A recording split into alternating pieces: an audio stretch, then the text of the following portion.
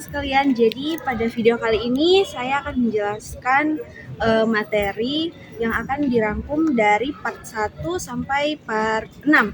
Untuk itu, simak sampai habis ya.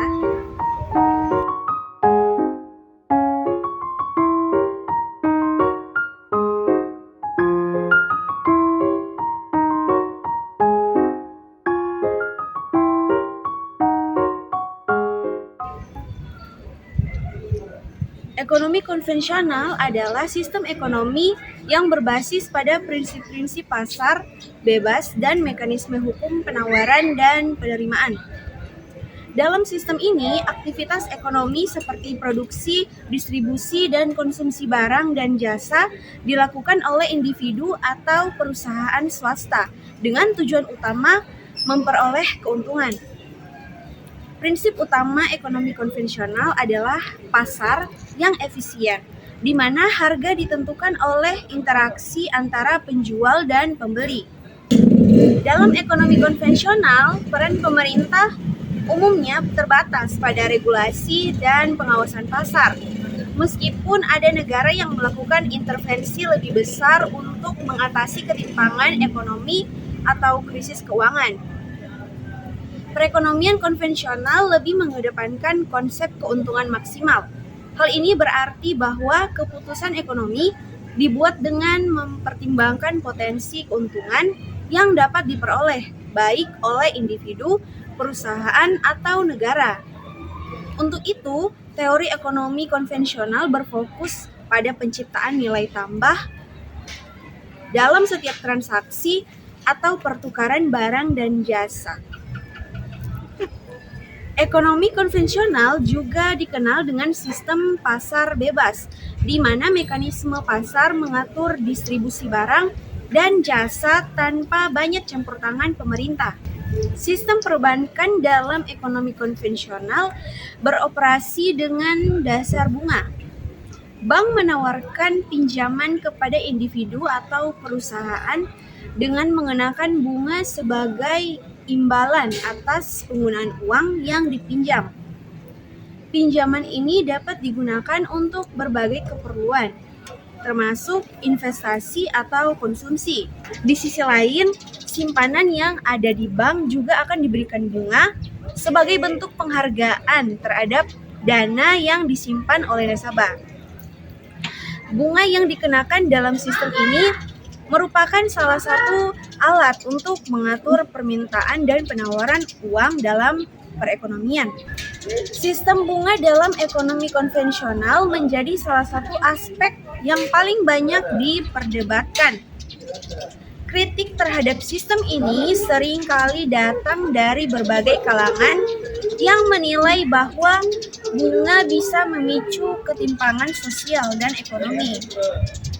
Sebagai contoh, individu atau perusahaan dengan sumber daya lebih banyak dapat memperoleh pinjaman dengan bunga rendah, sementara mereka yang tidak memiliki cukup aset harus membayar bunga yang lebih tinggi.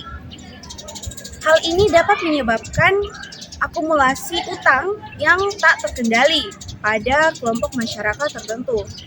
Selain itu, dalam ekonomi konvensional, pasar cenderung mengutamakan efisiensi produksi dan konsumsi. Pengusaha dan konsumen melakukan transaksi dengan dasar pertimbangan rasional, di mana mereka bertindak untuk memaksimalkan kepuasan atau keuntungan. Meskipun demikian, ekonomi konvensional juga menghadapi tantangan dalam mengelola eksternalitas negatif, seperti pencemaran lingkungan atau ketimpangan sosial. Sebagai respons terhadap masalah tersebut, beberapa negara telah mengembangkan kebijakan ekonomi yang berfokus pada keberlanjutan dan kesejahteraan masyarakat. Ekonomi konvensional mengandalkan teori pertumbuhan ekonomi untuk menjelaskan bagaimana perekonomian dapat berkembang. Teori ini berfokus pada peningkatan produksi dan konsumsi barang dan jasa melalui inovasi teknologi, investasi, dan peningkatan keterampilan tenaga kerja. Dalam ekonomi konvensional, faktor-faktor seperti kapital, tenaga kerja, dan teknologi menjadi kunci untuk memacu pertumbuhan ekonomi. Namun, keberlanjutan pertumbuhan ekonomi ini tidak selalu dijamin, terutama ketika faktor-faktor eksternal seperti krisis keuangan global atau bencana alam mengganggu kestabilan ekonomi. Dalam ekonomi konvensional, persaingan adalah elemen yang sangat penting.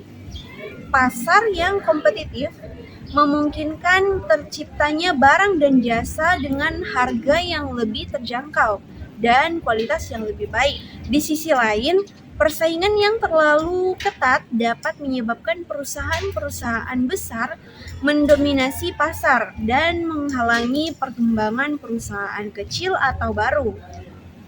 Hal ini dapat memperburuk ketimpangan ekonomi karena perusahaan besar memiliki lebih banyak sumber daya untuk bertahan dalam pasar. Perekonomian konvensional juga sangat bergantung pada konsumsi sebagai salah satu pendorong utama pertumbuhan ekonomi. Peningkatan permintaan barang dan jasa dapat meningkatkan produksi, menciptakan lapangan kerja, dan memperbaiki pendapatan masyarakat. Oleh karena itu, kebijakan fiskal dan moneter yang dikeluarkan oleh pemerintah seringkali bertujuan untuk merangsang konsumsi, baik melalui pengeluaran pemerintah atau penurunan suku bunga untuk mendorong pinjaman dan belanja konsumen. Namun, ada juga kritik terhadap ketergantungan berlebihan pada konsumsi sebagai pendorong ekonomi. Beberapa kalangan berpendapat bahwa sistem ekonomi yang terlalu mengandalkan konsumsi dapat mengarah pada eksploitasi sumber daya alam yang tidak berkelanjutan dan menyebabkan dampak lingkungan yang merugikan. Oleh karena itu, dalam beberapa tahun terakhir, ada gerakan untuk beralih ke ekonomi yang lebih berkelanjutan dan memperhatikan kesejahteraan sosial dan lingkungan. Selain itu, dalam ekonomi konvensional, keputusan ekonomi seringkali didorong oleh nilai-nilai individu dan pasar. Hal ini berbanding terbalik dengan ekonomi syariah yang mengedepankan nilai-nilai moral dan etika dalam pengambilan keputusan ekonomi. Dalam ekonomi syariah, transaksi dan kegiatan ekonomi harus mematuhi prinsip-prinsip yang sesuai dengan hukum Islam, seperti larangan terhadap riba, ketidakpastian atau gharar, dan spekulasi yang tidak adil. Meskipun demikian, ekonomi konvensional dan syariah, keduanya berusaha mencapai kesejahteraan ekonomi meskipun dengan cara yang berbeda.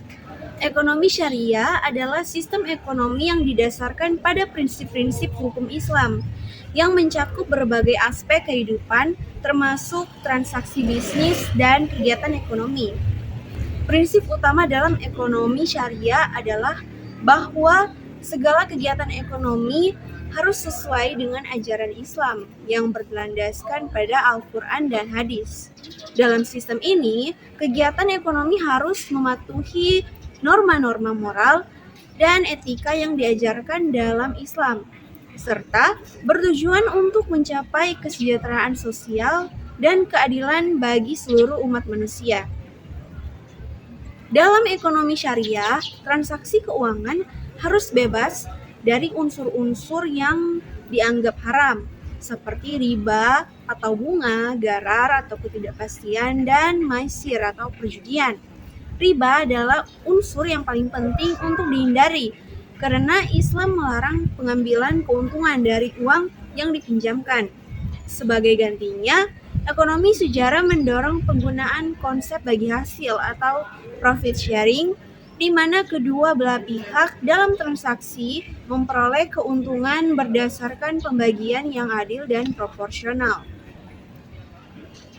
Prinsip lainnya dalam ekonomi syariah adalah larangan terhadap spekulasi yang berlebihan yang dapat menyebabkan ketidakpastian dan ketidakadilan.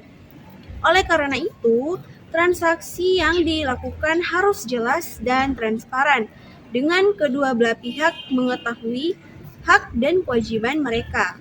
Dalam hal ini, ekonomi syariah menekankan pentingnya keadilan dan keseimbangan antara pihak-pihak yang terlibat dalam kegiatan ekonomi.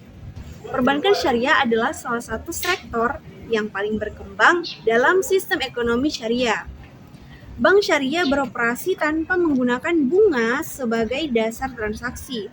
Sebagai gantinya, bank syariah menawarkan produk-produk seperti mudharabah atau bagi hasil dan musyarakah atau bekerja sama usaha, di mana bank dan nasabah berbagi keuntungan dan kerugian berdasarkan kesepakatan awal.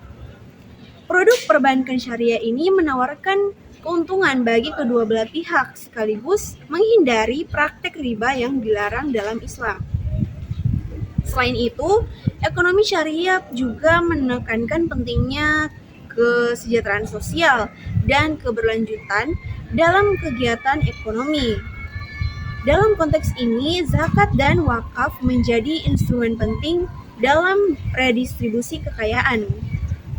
Zakat adalah kewajiban bagi umat Islam untuk memberikan sebagian hartanya kepada yang membutuhkan, sedangkan wakaf adalah pemberian aset untuk kepentingan umum yang tidak boleh dipindahtangankan. Kedua instrumen ini membantu mengurangi ketimpangan ekonomi dan meningkatkan kesejahteraan masyarakat secara keseluruhan. Perekonomian syariah juga mendorong adanya tanggung jawab sosial dan lingkungan dalam kegiatan ekonomi. Oleh karena itu, investasi dalam proyek yang merusak lingkungan atau bertentangan dengan prinsip moral Islam dianggap tidak sah. Misalnya, investasi dalam industri yang terkait dengan alkohol, perjudian, atau tembakau tidak diperbolehkan dalam ekonomi syariah. Prinsip ini bertujuan untuk memastikan bahwa kegiatan ekonomi yang dilakukan memberikan manfaat yang positif bagi masyarakat dan lingkungan.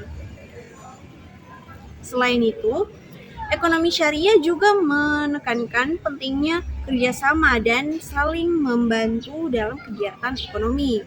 Islam mengajarkan bahwa umat manusia adalah bagian dari satu komunitas yang saling bergantung satu sama lain.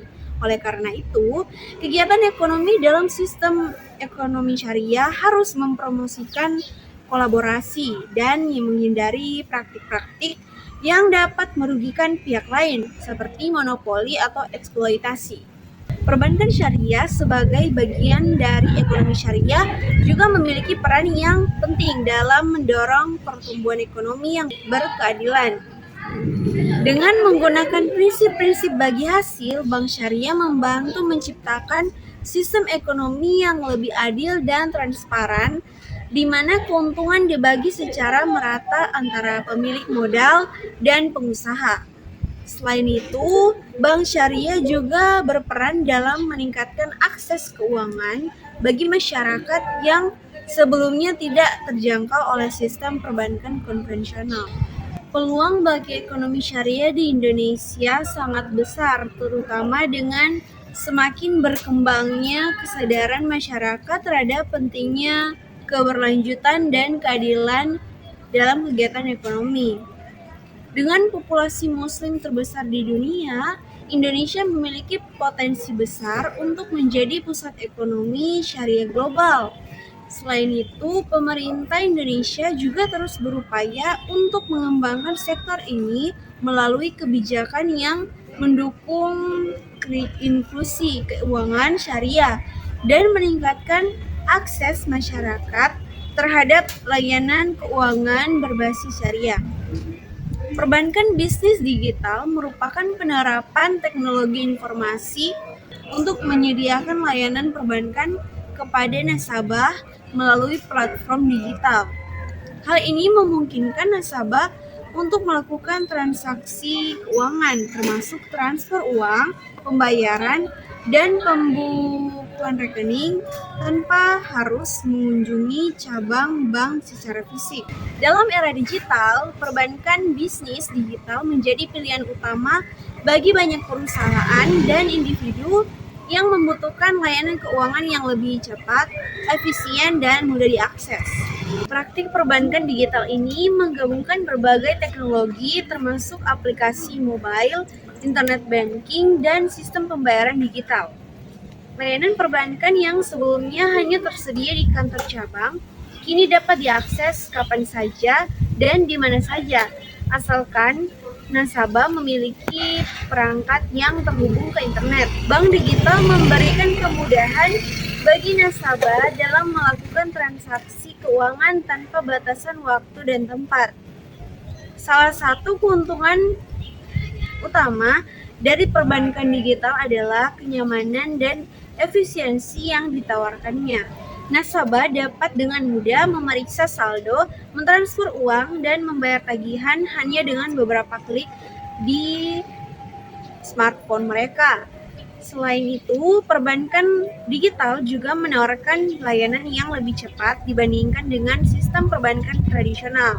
Proses pembukaan rekening atau pengajuan pinjaman dapat dilakukan dalam waktu yang relatif singkat, yang sebelumnya membutuhkan waktu lebih lama jika dilakukan melalui cabang fisik. Perbankan digital juga lebih mengubah cara bisnis berinteraksi dengan pelanggan.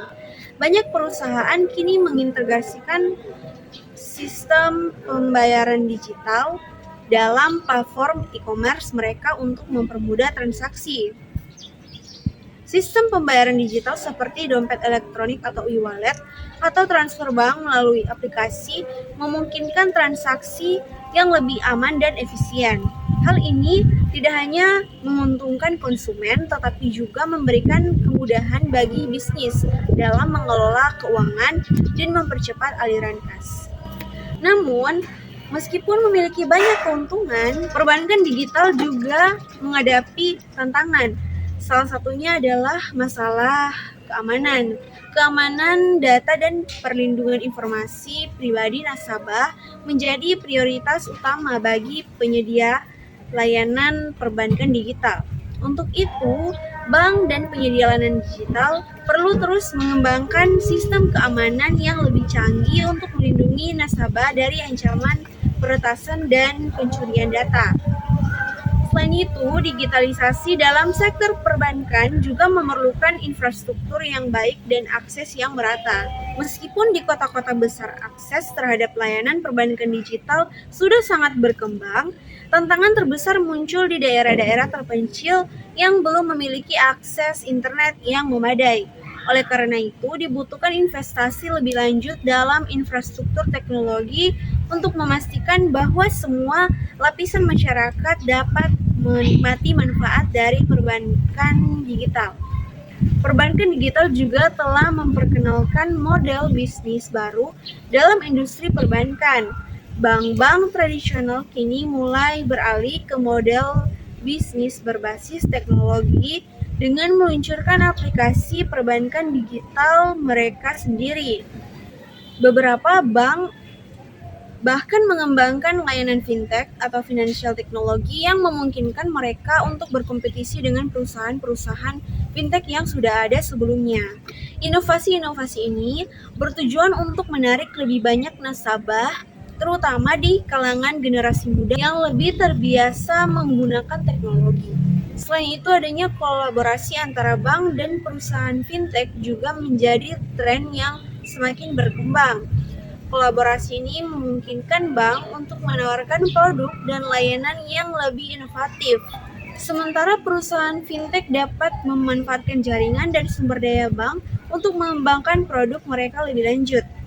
Hal ini menciptakan ekosistem yang saling menguntungkan bagi kedua belah pihak dan juga bagi nasabah. Penerapan teknologi blockchain juga mulai masuk dalam praktik perbankan digital, terutama dalam hal transaksi yang lebih transparan dan aman. Blockchain dapat digunakan untuk meningkatkan efisiensi dalam hal verifikasi transaksi, mengurangi biaya transaksi, dan memastikan bahwa data transaksi tidak dapat dimanipulasi. Oleh karena itu, teknologi ini memiliki potensi besar untuk meningkatkan kepercayaan nasabah terhadap sistem perbankan digital.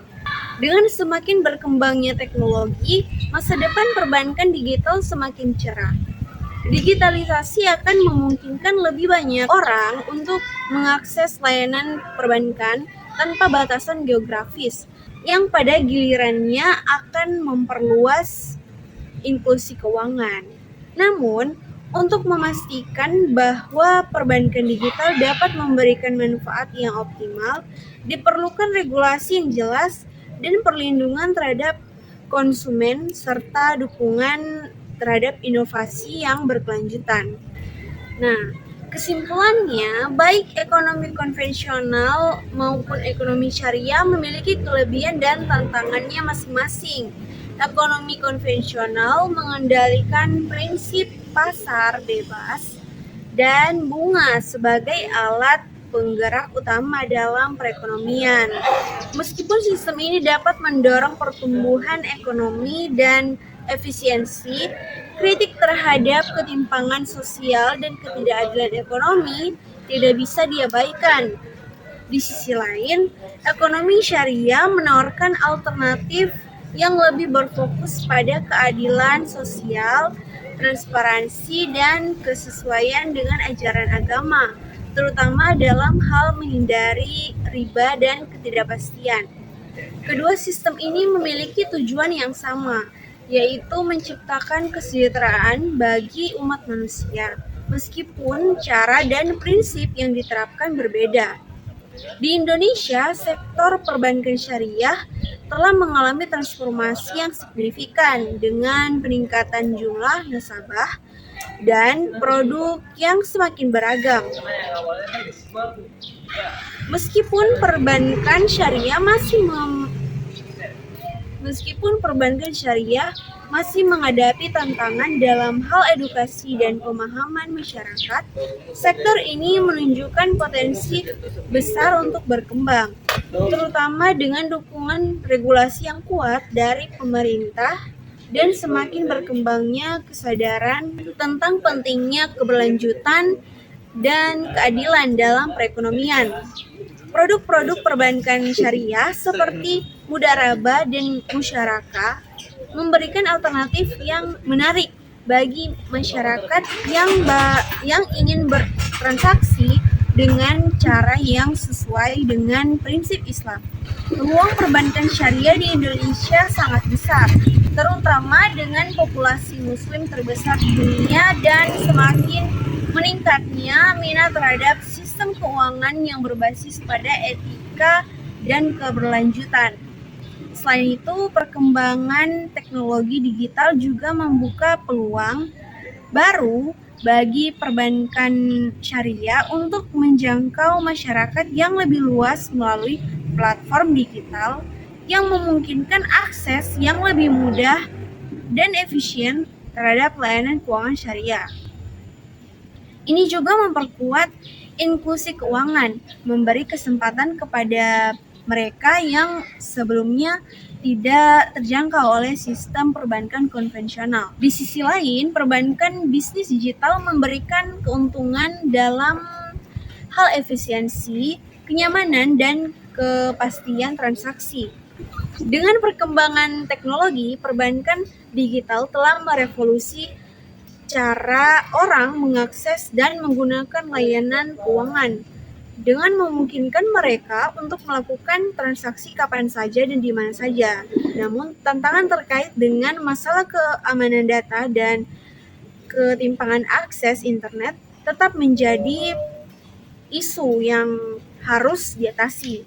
Meskipun demikian, inovasi yang terus berkembang dalam teknologi perbankan dapat menciptakan solusi untuk masalah ini, membuka jalan bagi lebih banyak orang untuk mendapatkan akses ke layanan perbankan yang modern dan aman.